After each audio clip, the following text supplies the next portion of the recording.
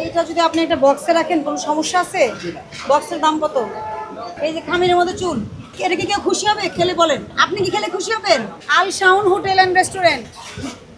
আল আমিন তো অনেক শুনছি, আল শাউন শুনি নাই। এই পরের দিন বলেন এটা খামির। খামির কখন করছেন?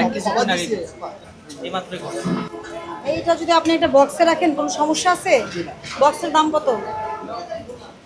একটা ফুড গ্রেডের বক্সের দাম কত? বাসায় নাই?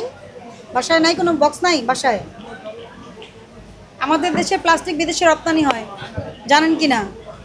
জানেন না? এটা মোটা লবণ, এটা মোটা লবণ।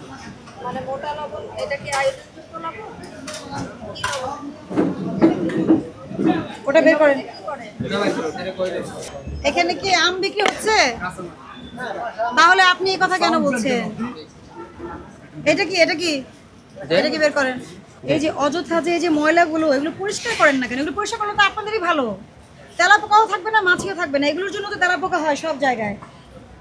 আমরা বলছি না যে আপনারা খুব ক্লাসি করে ফেলবেন, কিন্তু যেটা ন্যূনতম করা দরকার এটা করতে হবে, নাহলে ফুড বিজনেস করা যাবে না। এই কাগজ লিখতে বলো এটা। এগুলো তো ঢাকনা নাই।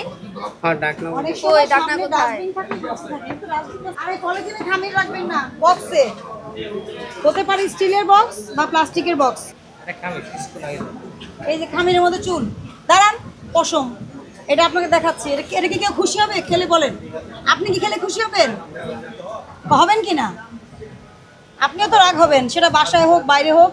এগুলো একটু চিন্তা করবেন আপনারা। কেন আপনাদেরকে বলি, নিজের চোখেই দেখতে পাচ্ছেন যে প্রবলেমগুলো কি হয়। এইটা অবশ্যই আপনি ওই যে কেন বলেন পশম ঝরে যায়, চুল ঝরে যায়, এই জন্যই বলছে গ্লাস পরতে। নিরাপদ খাদ্য আইন তো আপনি পুরোপুরি, আপনাকে আমরা আশা করি না যে আপনি এখানে আপনি অনেক পারফেক্ট হয়ে যাবেন, কিন্তু আপনি ন্যূনতম ওই যে পশম পড়ে যাওয়া, গায়ের চুল পড়ে যাওয়া, এগুলো তো খাবারগুলো একটু ঢেকে রাখা, এগুলো তো আপনারা করতেই পারেন, তাই না? জরিমানা করুন। অনেক কিছু না করতে পারলেও এগুলো যেটা না করলে আসলে মানুষের জন্য খাবার ন্যূনতম নিরাপদ থাকে না, সেটা তো আপনার করতে হবে। সেটা কি আপনি করতে পেরেছেন মনে করেন? তাহলে এটা আশা করা যায় যে আপনি ভবিষ্যতে কারেকশন নিয়ে আসবেন নাকি? কি কি করবেন আপনি? বক্সে রাখুন, বক্সে রাখুন, বক্সে রাখুন। আর এগুলো সবকিছু ময়লা কিছু না পড়ে। হ্যাঁ, ময়লা যাতে না পড়ে সেই বিষয়ে সতর্ক থাকতে হবে। আর এই যে গরম জিনিস পলিথিনের ভিতরে দিলে এটার কেমিক্যাল এর সাথে অ্যাড হয়ে যায়, এটা করা যাবে না। জি, বুঝতে পেরেছেন? ফুড গ্রেডেড প্লাস্টিক আপনি ইউজ করতে পারেন, বা অন্য কোনো বাসন ইউজ করতে পারেন, বক্স ইউজ করতে পারেন। আর খাবার ঢেকে রাখতে হবে আপনাকে, খাবার কিন্তু ঢাকা নেই, ঠিক আছে? আপনাকে সতর্কতামূলকভাবে 5,000 টাকা জরিমানা আরোপ করা হচ্ছে, এটা আপনি পরিশোধ করবেন এবং যা যা বলা হচ্ছে এটা কারেকশন করে ফেলবেন।